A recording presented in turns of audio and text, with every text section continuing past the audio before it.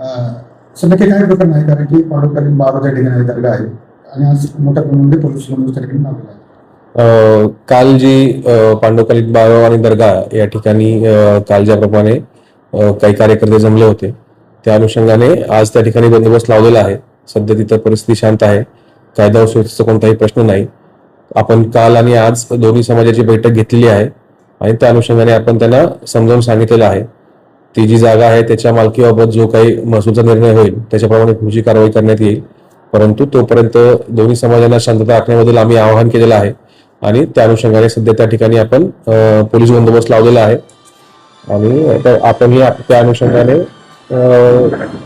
आपल्या माध्यमातूनही आम्ही आवाहन करू इच्छितो की सर्वांनी या ठिकाणी शांतता ठेवावी. कुणीही कोणत्याही प्रकारचं वक्तव्य किंवा काही करू नये जेणेकरून शांततेचा भंग होईल. काल खरं त्या ठिकाणी निवेदन आले होते, म्हणजे काय प्रकरण घडलं कालच्या वेळेस? ते काल जी गोष्ट घडलेली आहे किंवा काय त्याच्याबद्दलचा तपास चालू आहे. त्यानंतर तपासानंतर पुढचं जे काही असेल ते योग्य ती पावलं उचलली जातील.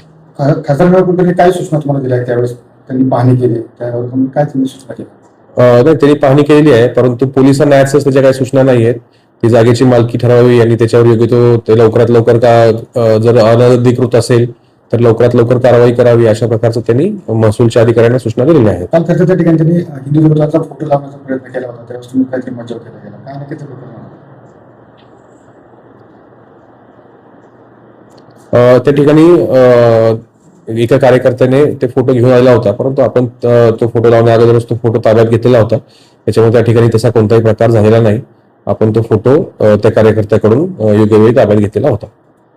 धन्यवाद. किती दिवस बंदोबस्त राहणार आहे? बंदोबस्त आजच्या दिवस राहील. योग्य त्या गरजेनुसार तो बंदोबस्त ठेवला जाईल. थँक्यू.